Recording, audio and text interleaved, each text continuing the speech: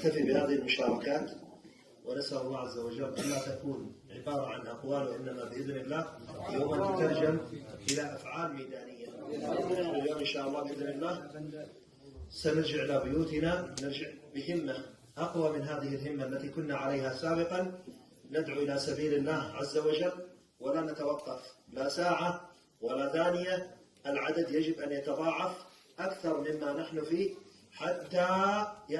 حتى يأتي الوقت المناسب الذي يأذن الله فيه بالأحداث، فتدخلون إلى الركن والمقام، وهناك نتفق على الإمام المهدي عليه السلام ونبايع بين الركن والمقام، ونمضي على بركة الله فاتحين في مشارق الأرض ومغاربها. هذه الساعات الطيبات المباركات التي كتب الله عز وجل لنا أن نجتمع فيها مع بعضنا بحب وألفة، تجاوزنا فيها كل حدود الخلافات المتواجدة في الأمة والحركات والعصبيات القبلية والحزبية والجماعية وغيرها، تجاوزناها في داخل هذه الجماعة. نحمد الله حمدا كثيرا أن الله عز وجل اصطفانا من بين عباده على أن نكون نحن الذين تجاوزنا هذه الخلافات، وأول من وضع هذه النواة، وكنا نحن النواة الأولى. بإذن الله تجتمع الأمة كلها على هذه النواة، وتكون بإذن الله أمة واحدة معتصمة بحبل الله جميعا، ولا تتفرق ولا تكونوا كالذين تفرقوا واختلفوا من بعد ما جاءتهم البينات. إخواني في الله، إن الله عز وجل يجري هذا الكون وأحداثه بأقداره التي يريدها هو، لكن إن لعباد الله الصالحين إذا دعوه وإذا التجأوا إليه وإذا عملوا الصالحات فإن الله عز وجل يرفع عنهم ما هم فيه من الضيق والشدة، وينزل عليهم نصره، ويقدر لهم بالأقدار الكونية المتوافقة مع أعمالهم الشرعية.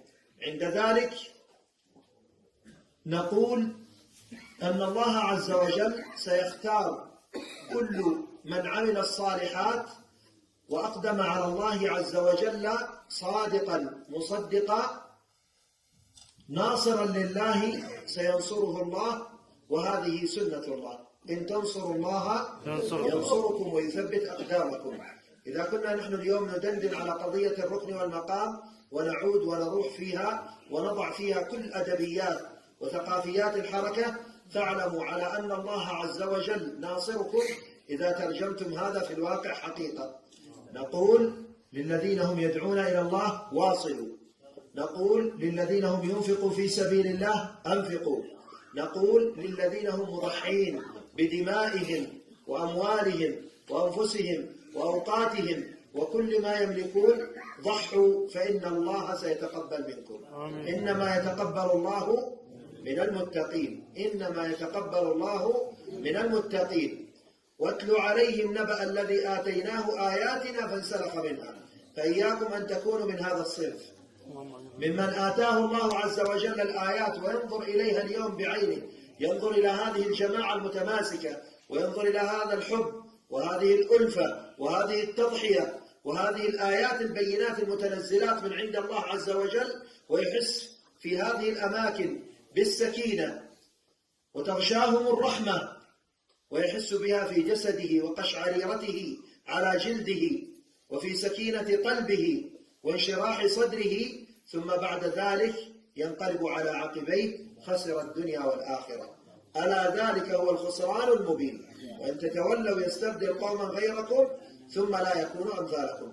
أسأل الله عز وجل أن يختاركم ولا يستبدلكم، وأن يستخدمكم ولا يستبدلكم. وأسأل الله عز وجل أن تكونوا أنتم هم الذين يبايعون بين الركن والمقام. أسأل الله أن لا يحرمنا تلك الساعات المباركة، إنه على ما يشاء قدير.